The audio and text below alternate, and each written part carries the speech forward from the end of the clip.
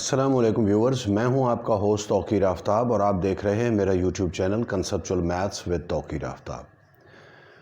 Viewers, 9th class का सिलसिला चल रहा है और हम लोग मैथमेटिक्स पढ़ रहे हैं conceptually each and everything. Chapter number 1, 2, 3 and 4 हम लोग कंप्लीट कर चुके और चैप्टर नंबर 5 का भी हमने एक्सरसाइज 5.1 ख़त्म कर ली है और 5.2 एक्सरसाइज चल रही है जिसकी हमने क्वेश्चन नंबर 1 एंड 2 कंप्लीट कर लिए थे। चैप्टर नंबर 5 हमारे पास फैक्टराइजेशन के हवाले से है। एक्सरसाइज 5.1 में हमने कुछ मेथड्स पढ़े और कुछ मेथड्स हम लोगों ने एक्सरसाइज 5.2 में पढ़े, जिसमें पहला क्वेश्चन था कंप्लीटिंग स्क्वायर के हवाले से और दूसरा था मिड टर्म ब्रेकअप।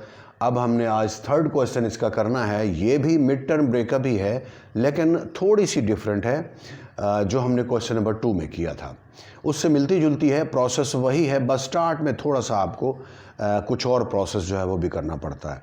तो आइए क्वेश्चंस की तरफ। क्वेश्चन मैंने ऑलरेडी बोर्ड पे लिख दिए हैं, तो आइए क्वेश्चन सॉल्व करते हैं। फर्स्ट पार्ट है इसका, we are given 4x² + 12x + 5। अब पहले तो ये होता था कि जो लास्ट वाला नंबर है क्वेश्चन नंबर 2 के अंदर, इस नंबर के हम फैक्टर्स बनाते थे और इस तरह के फैक्टर्स होते थे कि जब उसे मल्टीप्लाई करें तो ये वाला नंबर आए और जब ऐड करें तो ये वाला नंबर आए। और जो क्वेश्चन नंबर 2 था हमारे पास, उसमें x² का कोफिशिएंट हमारे पास कुछ भी नहीं होता था, यानी 1 होता था। अब यहाँ पे जितने भी क्वेश्चंस यहाँ पे लिखे हुए हैं तमाम में x² का भी कोई ना कोई कोफिशिएंट है। तो अब इन क्वेश्चंस के अंदर हम सबसे पहले ये करेंगे कि वी विल मल्टीप्लाई 4 एंड 5। 4 और 5 को मल्टीप्लाई करें तो क्या बनता है? वो बनता है हमारे पास 4 5s are 20। अब आपने इस 20 के ऐसे पेयर्स बनाने हैं कि जब उसे ऐड करें तो वो हमारे पास 12 आए। अब वैसे तो इसके पेयर्स बनते हैं 10 और 2। एक्सरसाइज 5.2 का जो क्वेश्चन नंबर 2 मैंने कराया था मिड टर्म ब्रेकअप के हवाले से, उसमें एक दो स्टूडेंट्स जो थे उन्होंने कमेंट बॉक्स में लिखा है कि मिड टर्म ब्रेकअप जो है इसे ज़रा थोड़ा सा मज़ीद डिटेल से बताएं। तो मैंने आपको एक मेथड फैक्टर्स बनाने का बताया था कि जैसे ये 20 हमारे पास नंबर आया है इन्हें मल्टीप्लाई करने से, और जो पहला क्वेश्चन था उसमें यहाँ पे जो नंबर होता था हम उसके फैक्टर्स बनाते थे। अब इसके अंदर ये 4 और 5 को मल्टीप्लाई किया, ये 20 आ गया। अब फैक्टर बनाने का आगे प्रोसेस वही है। मैंने आपको एक मेथड बताया था कि आप 20 को सबसे पहले 1 से डिवाइड करके देखें तो क्या आएगा? 20 आएगा, यानी 20 × 1। 20 × 1 अगर किया जाए तो वो 20 होता है। अब देखिए, अगर यहाँ पे 12 की जगह अगर हमारे पास लिखा होता 21, ओके, तो फिर इसके फैक्टर्स बनते 20 और 1, क्योंकि इन दोनों को जब हम ऐड करते हैं तो हमारे पास क्या आता है? 21 आता है। लेकिन यहाँ पे हमारे पास लिखा हुआ है 12, तो 20 और 1 ये हमारे पास पेयर जो है वो इस कंडीशन को फुलफिल नहीं करता। तो अब हम क्या करेंगे? हम 20 को 2 से डिवाइड करके देखेंगे तो वो आता है 2 × 10। 10 2s are 20 होता है। अब देखिए, अगर 10 और 2 को हम ऐड करें तो क्या आता है? ऑब्वियसली 12 आता है, जो कि इस कंडीशन को फुलफिल करता है। एक तो इसका ये प्रोसेस है, ठीक है, कि आप 2 से 3 से 4 से 5 से इसी तरह डिवाइड करते जाएं, कोई ना कोई पेयर आपके पास एडजस्ट हो जाता है। या अगर इस तरह से ना करना चाहें, अगर ये प्रोसेस आपको समझ नहीं आता तो इससे ज़रा थोड़ा सा मामूली सा कॉम्प्लिकेटेड मैं समझता हूँ कि वो मेथड है। वो ये है कि आपके पास 20 जो है इन दो को मल्टीप्लाई करने से आया है। अब एक तो आप यूं कर लें, ये जो 4 है इसके आप फैक्टर्स बना लें। क्या बनेंगे? 2 × 2, 2 2s are 4 होता है। इसी तरह नेक्स्ट क्या है हमारे पास? 5 है, ठीक है जी। अब एक तो पेयर ये बन सकता है 2 2s are 4 और 5। अगर यहाँ पर 9 लिखा होता तो 4 और 5 हम फैक्टर बना लेते, ठीक है। तो ये तो एडजस्ट नहीं होता क्योंकि यहाँ पर 12 लिखा हुआ है। तो अब हम क्या करेंगे? नेक्स्ट अब इसकी तरतीब तब्दील करें। अभी हमने ये पेयर बनाए थे, अब इसको चेंज करके आप यूं कर लें, 2 और 5 को कर लें और 2 को कर लें। 2 5s are 10 हो जाएगा, 10 × 2 12 होता है, 10 × 2 20 होता है और ऐड करें तो 12 आता है। तो एक तो आपके पास ये प्रोसेस है कि जिस नंबर के आपने फैक्टर्स बनाने हैं आप उसको डिवाइड करना शुरू कर दें, 1 से 2 से 3 से 4 से सो ऑन चलते जाएं, कोई ना कोई पेयर आपके पास एडजस्ट हो जाएगा। अगर इस तरह से आप नहीं कर सक रहे तो फिर दूसरा प्रोसेस क्या है कि जो भी आपके पास नंबर है, ये 20 है, इसकी मिड टर्म ब्रेकअप आप कर लें। मतलब इस तरह से 20 को 2 से होता है 10 आ जाएगा, फिर 2 से 5 आ जाएगा, फिर 5 से 1। तो ये 3 चीज़ें आती हैं जो मैंने यहाँ पे लिखी हुई हैं। इन 3 चीज़ों को आपस में शफल करके देखें, कोई ना कोई पेयर आपके पास एडजस्ट हो जाएगा। तो बहर ये 2 प्रोसेस हैं मेरे हिसाब से। जो पहला ही प्रोसेस मैंने आपको बताया डिवीजन वाला, वो ज़्यादा बेहतर है। हाँ, अगर आपकी प्रैक्टिस हो जाए तो फिर आप ये वाला प्रोसेस भी कर लें, क्योंकि इसमें हिट एंड ट्रायल मेथड है। तो बहुत सारे, अभी तो ये 3 चीज़ें आई हैं ना, हो सकता है आपके पास 6 चीज़ें आ जाएं, तो उन 6 को शफल करना थोड़ा सा प्रॉब्लम होता है। तो बहरहाल एनी हाउ हमारे पास पेयर इस क्वेश्चन में क्या बनते हैं, 10 और 2। तो लिखें यहाँ पर 4x² plus 2x plus 10x plus 5, ये रफ वर्क है। अब इन दोनों में से क्या कॉमन है, 2x, बाकी क्या बचेगा, 2x प्लस 1, इधर से 5 कॉमन है, 2x प्लस 1। अब देखिए ये सेम आ गया। ये एक निशानी मैंने आपको बताया था कि ये इस चीज़ की निशानी है कि आपने जो पेयरिंग की हुई है वो ठीक की हुई है, और जो आपने कॉमन्स लिए हुए हैं वो भी ठीक हैं। अब ये जो एक जैसी चीज़ें आती हैं इनको बाहर कॉमन ले लें, 2x प्लस 1 इंटू, बाकी क्या बचेगा, 2x प्लस 5, और यही आपका आंसर होगा।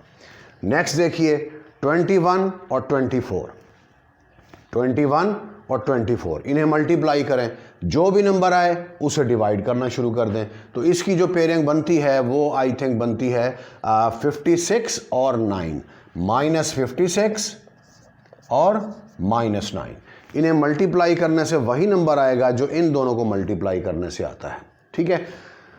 और इन दोनों को ऐड करने से क्या आता है, -65। तो ये 2 पेयर्स बनेंगे।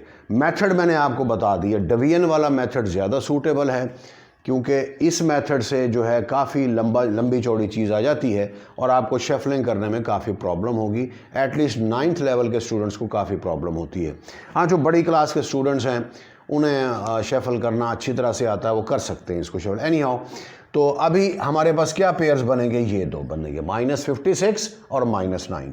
तो ये आ जाएगा 24x² माइनस 9x कर लें, -56x प्लस 21। अब देखें इन दोनों में से क्या चीज़ कॉमन है, 3 कॉमन है, 3 और साथ में x। इधर से आ जाएगा 8x -3, ठीक है। और इधर से क्या चीज़ कॉमन है, 7, नेगेटिव भी साथ कॉमन ले लें, तो ये आ जाएगा 7 8 जार 56 होता है, और नेगेटिव साइन आ जाएगा क्योंकि बाहर नेगेटिव है, 7 3 जार 21। अब देखिए ये सेम चीज़ आ गई, इसका मतलब हमने पेयरिंग ठीक की हुई है। तो बाकी क्या बचेगा, 8x -3 इंटू 3x -7, और यही आपका आंसर होगा। नेक्स्ट देखिए, अब हमारे पास इस क्वेश्चन के अंदर 2 वेरिएबल्स आ गए हैं, x और y। तो परेशान होने की ज़रूरत नहीं है, जस्ट आप जो पेयर्स बनाते हैं, जैसे यहाँ पर 2x और 10x लिखा था, यहाँ पे -9x और -56x लिखा था। अब हम क्या करेंगे, x y कर देंगे, ठीक है। x और y ये दोनों जो पेयर्स हैं उनके साथ x y साथ आएगा। अब 4 4 जार क्या होता है, 16 के पेयर्स बनाना शुरू करें। 16 इंटू 1 करके देखें, ऐड करें 17 आता है, तो दोनों नेगेटिव होंगे। मल्टीप्लाई करें तो पॉजिटिव आता है 16। इधर भी ऐसे ही था, ये दोनों नेगेटिव पेयर्स हमने सेलेक्ट किए, इन्हें मल्टीप्लाई करने से पॉजिटिव साइन आएगा। देखिए इनको मल्टीप्लाई करने से पॉजिटिव आता है, और अगर इन दोनों को हम ऐड करें तो क्या आएगा, -65, तो ये नेगेटिव ही था, ठीक है। तो इसमें अब क्या बनते हैं पेयर, 16 और 1 दोनों के साथ x y लिखेंगे और दोनों नेगेटिव होंगे। तो ये आ जाएगा 4x² -16xy -xy plus 4y²। अब इन दोनों में से कॉमन है 4x, बाकी बचेगा x माइनस इधर से 4y, और यहाँ से क्या कॉमन है, -y, तो बाकी क्या बचेगा, x माइनस 4y। अब देखिए ये सेम आ गया हमारे पास, तो बस इसी को कॉमन ले लें आप बाहर, इंटू 4x -y, और यही आपका आंसर होगा।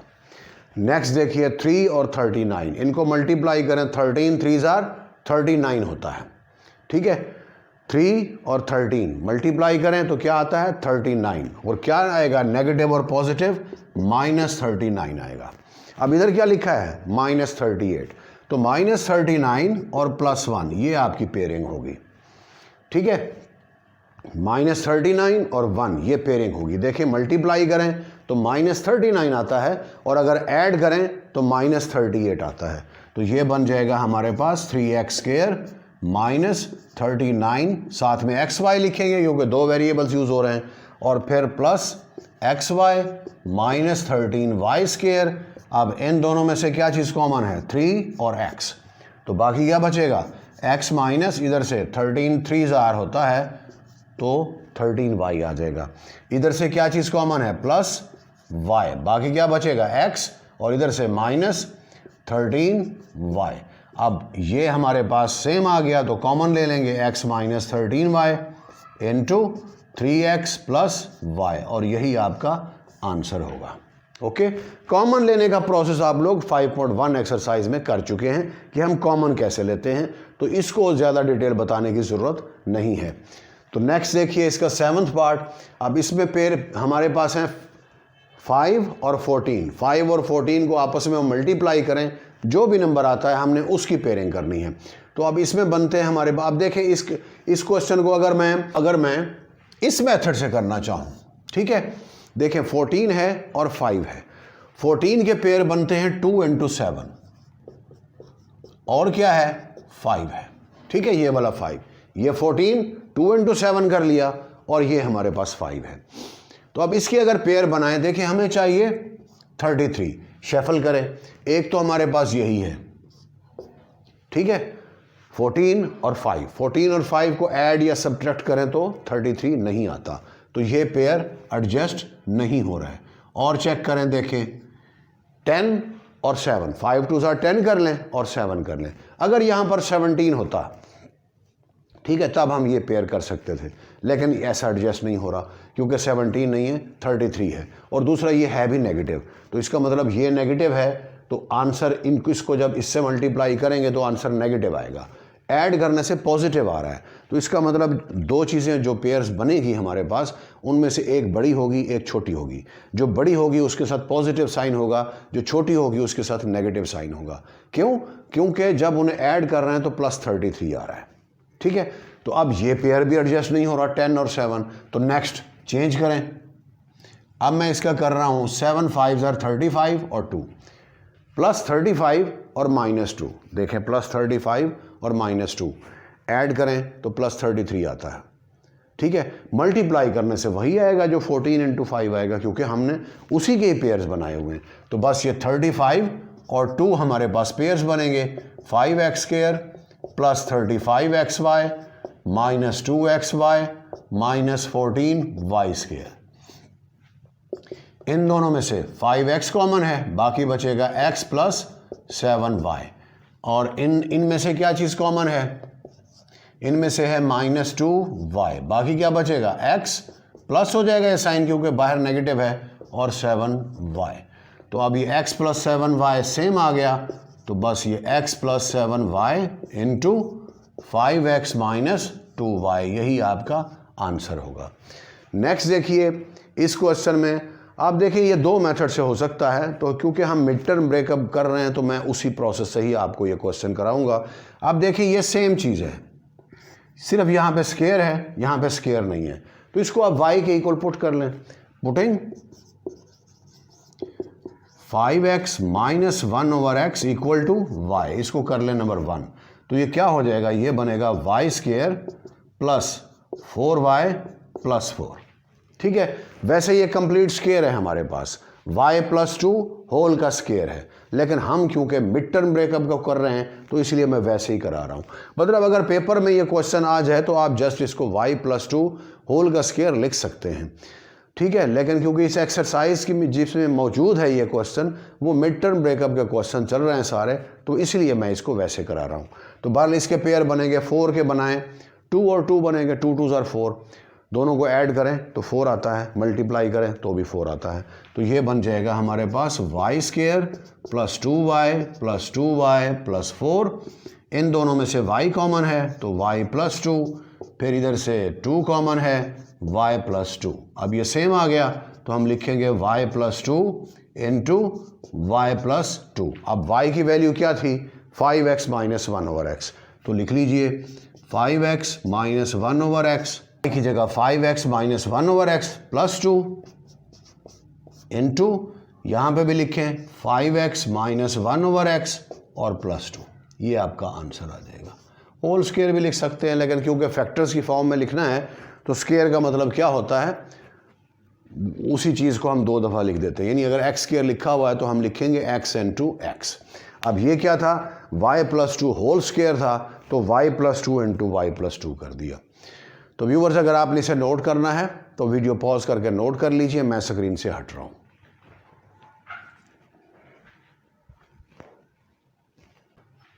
तो व्यूवर्स, ये था हमारा आज का लेक्चर। उम्मीद है कि आपको ये समझ आया होगा और वीडियो अच्छी लगी होगी। अगर ये समझ भी आया है, वीडियो भी अच्छी लगी है, तो इसको ज़रूर लाइक कीजिए और साथ ही मेरे चैनल को सब्सक्राइब भी कीजिए और मेरा मैसेज अपने दोस्तों तक भी पहुंचाएं कि इंशाल्लाह 9th के बाद हम लोग 10th फर्स्ट ईयर और सेकंड ईयर को ऐसे ही कंसेप्चुअली ईच एंड एवरीथिंग देखेंगे और समझने की कोशिश करेंगे।